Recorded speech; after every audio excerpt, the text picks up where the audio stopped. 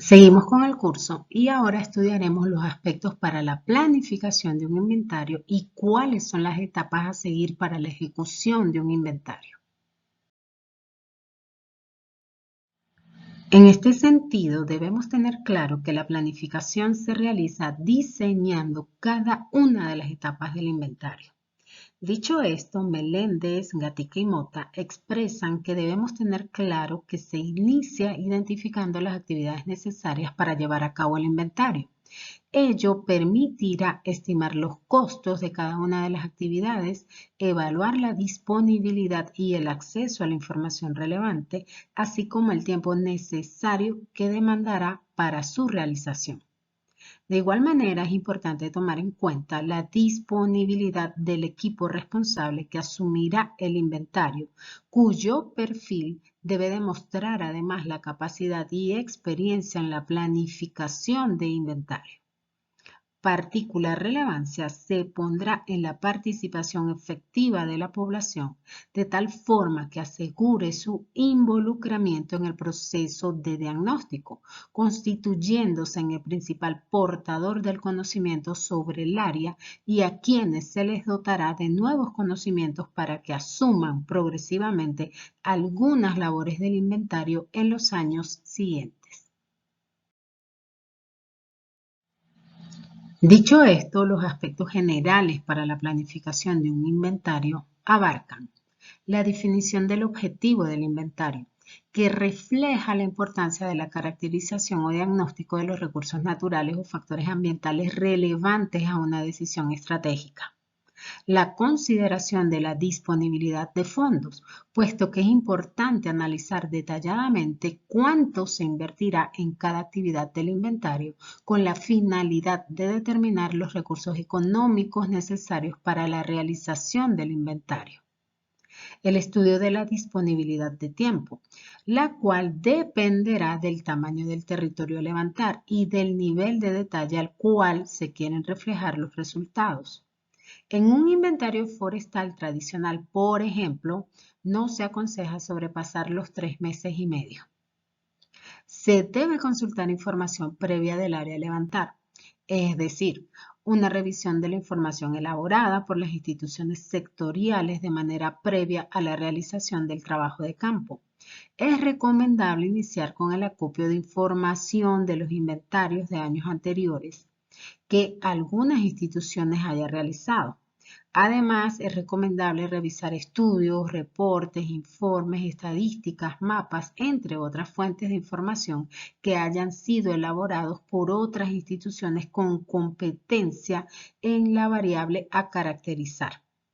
Otro grupo de instituciones a donde recurrir en la búsqueda de tal información son las ONGs locales, universidades, entidades internacionales, quienes también producen información algunas veces en ámbitos específicos y de carácter de investigación o sistematización. Con toda la información acopiada, se procede a analizarla con la finalidad de conocer previamente las características del área a levantar. Luego, un reconocimiento de campo puede ser útil para confirmar, desechar o plantearse la necesidad de levantar información actualizada de importancia para el inventario. En cuanto a la disponibilidad del personal, para resultados óptimos es necesario contar con un equipo técnico, ya sea de la zona o que demuestre experiencia de trabajo en el área del ámbito del inventario. Es deseable que demuestre de manera sustentada experiencia en el conocimiento de metodologías y manejo de instrumentos para realizar el diagnóstico. La ventaja de contratar técnicos del lugar facilita una mayor confiabilidad de los resultados del inventario por el conocimiento previo de las condiciones locales que tienen estos técnicos. Del mismo modo, se podrían disminuir los costos de transporte y viáticos que demandaría si se contratara personal de otros lugares. Finalmente, se debe tomar en cuenta la exactitud en la toma de datos. Básicamente, se refiere al nivel de detalle del inventario y a la precisión en la toma de información deseada, procurando en todo momento que el error de los muestreos a ejecutar sea mínimo. Ya estudiado lo anterior, el siguiente paso es analizar las consideraciones logísticas para la ejecución del inventario, lo cual consiste en asegurar el abastecimiento de los recursos necesarios en cuanto a comunicación, alimentación, medicinas que se requieren para llevar a cabo un inventario. En primer lugar, conviene estudiar entonces el traslado o desplazamiento al área del inventario que involucra entonces el cómo se realizará la movilización del personal de campo, materiales y equipos necesarios para realizar el inventario desde el lugar de origen hacia el sitio al inventar y el retorno, tras haber culminado las labores luego del tiempo planificado. Cuando el sitio inventariado está en una zona remota, se debe procurar el establecimiento de un campamento eventual, que aunque sea simple, cuente con mínimos ambientes o áreas que ofrezcan condiciones de seguridad, de confort, de descanso, alimentación, principalmente para las brigadas de campo. El campamento debe construirse con anterioridad, es decir, antes de iniciarse las labores de campo por el equipo técnico. La construcción de los diferentes ambientes del campamento debe tomar en cuenta medidas ambientales de prevención y minimización de impactos negativos en el entorno. El campamento debe entonces contar por lo menos con los siguientes ambientes: ambiente para servicios básicos de salubridad y saneamiento, ambiente para cocina, ambiente para descanso, ambiente para el almacenamiento de materiales y equipos, ambiente para el almacenamiento de alimentos y el ambiente para el depósito de residuos y desechos. En áreas alejadas a las localidades y con mala señal para la telefonía móvil, es necesario también que las brigadas de campo cuenten con equipos como radios portátiles para establecer comunicación fluida entre el personal de campo y los responsables del ente o institución que realiza el inventario, así como también para comunicar imprevistos como posibles accidentes, incidentes y otras eventualidades que pudieran presentarse. En lo que respecta a la alimentación, la provisión de alimentos debe alcanzar para todo el personal técnico y logístico durante el tiempo de duración del inventario. Cuando las brigadas trabajen en zonas alejadas del campamento, deben además llevar las meriendas y suficiente agua. Es recomendable tener muy en cuenta que una buena alimentación del personal tendrá como resultado un buen rendimiento en el trabajo y un grado de satisfacción del mismo. Conforme a esto, los autores señalan que la alimentación de las brigadas de campo se debe estimar en demasía, debido a que las circunstancias climáticas o cualquier otro contratiempo puede hacer variar los cálculos de permanencia en el área de inventario. Por ejemplo, los autores estiman que 1 kilogramo de arroz rinde para 6 personas por comida. También se debe prever insumos que son de suma importancia que se utilizan en campo como papel higiénico, jabón, detergente, velas, linternas, encendedores, entre otros. Finalmente, en las consideraciones logísticas, es fundamental prever cualquier tipo de emergencia frente a la ocurrencia de accidentes, así como adoptar medidas de atención a la salud, al personal en general, y para ello es necesario contar con un botiquín mínimo indispensable para atender casos de primeros auxilios y que contenga suero antiofídico, antiespasmódicos, antibióticos, analgésicos, antihistamínicos principalmente. Es recomendable además que todo el personal de campo debe contar con vacunas para evitar infecciones en las zonas tropicales en las que estamos.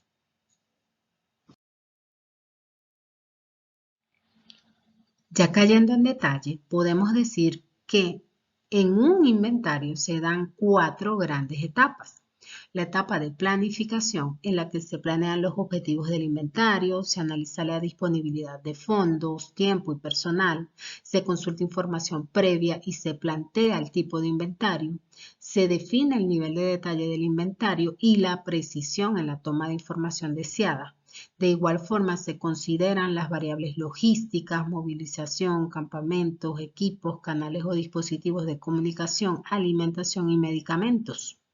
En la segunda etapa, la de recopilación, se hace trabajo de gabinete, es decir, trabajo de oficina, en donde se realiza revisión de información bibliográfica y cartográfica existente, se diseña el muestreo, se elabora cartografía básica y se define el sistema de indicadores que se debe levantar en campo. Ya en la tercera etapa, que es la etapa propia del inventario, se ejecuta el trabajo de campo. Una vez se acceda al sitio, se ejecuta un reconocimiento para verificar puntos de referencia e información básica y posteriormente se procede a la recopilación de datos. El método de recopilación vendrá definido por las planillas o instrumentos diseñados por el equipo para tal fin. Una vez ejecutado este trabajo de campo, en la cuarta etapa se procede al procesamiento, análisis y verificación de datos y elaboración de cartografía temática. Y para finalizar, en la quinta etapa se presentan los resultados por medio del informe técnico respectivo contentivo de los indicadores y material cartográfico obtenidos. Esta cuarta y quinta etapa se corresponde a la de representación.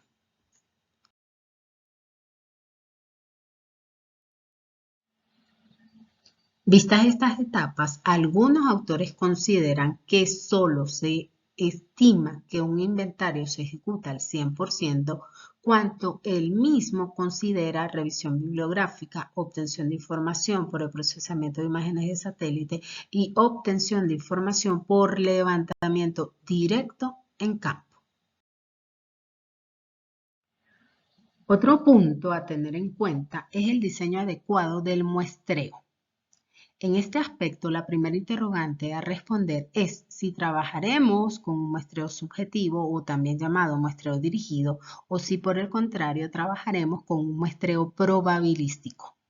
El muestreo subjetivo trata de emplear un juicio profesional para seleccionar aquellas unidades de muestra que se consideran representativas del conjunto de la población. Los defensores del muestreo subjetivo confían en la capacidad de los expertos para seleccionar una muestra representativa y argumentan que este enfoque es suficientemente bueno para fines prácticos. Por su parte, el muestreo probabilístico sustituye los juicios subjetivos por reglas objetivas basadas en probabilidades conocidas de la selección de cada miembro de una población.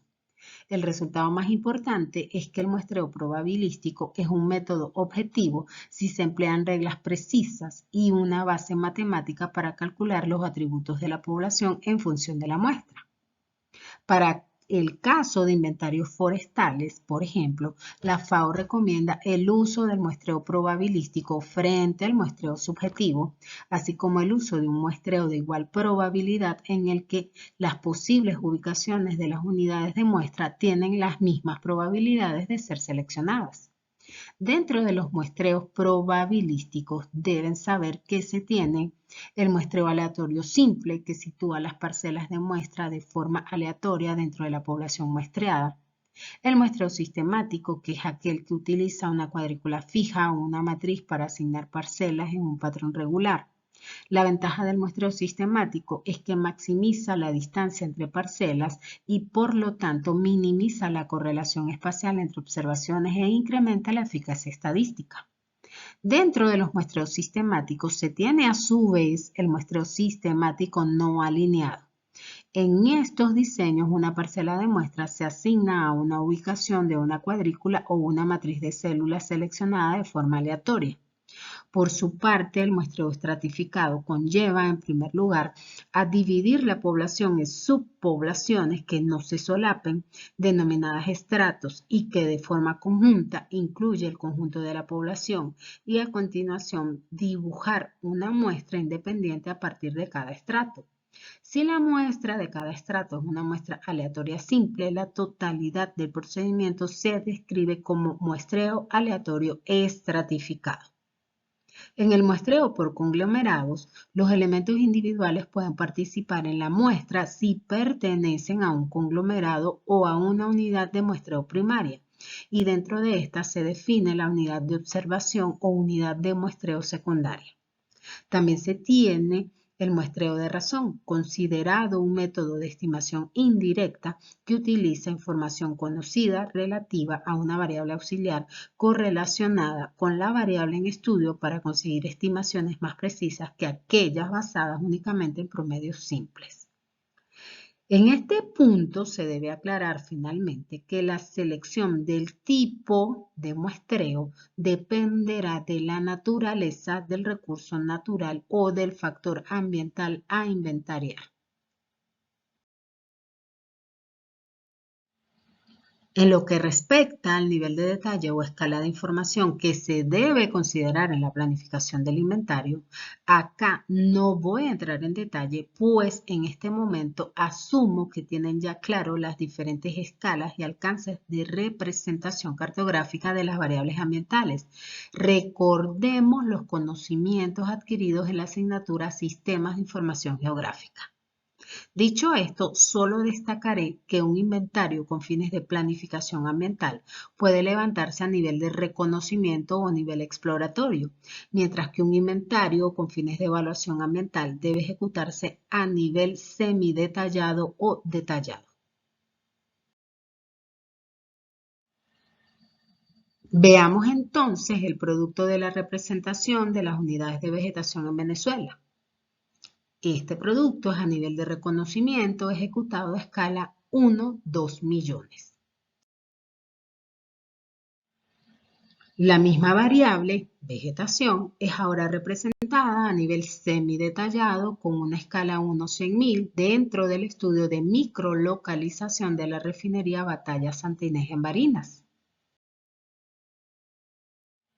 Y cuando hicimos el estudio de impacto ambiental de la refinería, aumentamos ese nivel de detalle y fueron representados los ecosistemas y sistemas de reemplazo a una escala de 1-25.000 dentro del área de influencia directa del proyecto con la interpretación de imágenes de satélite.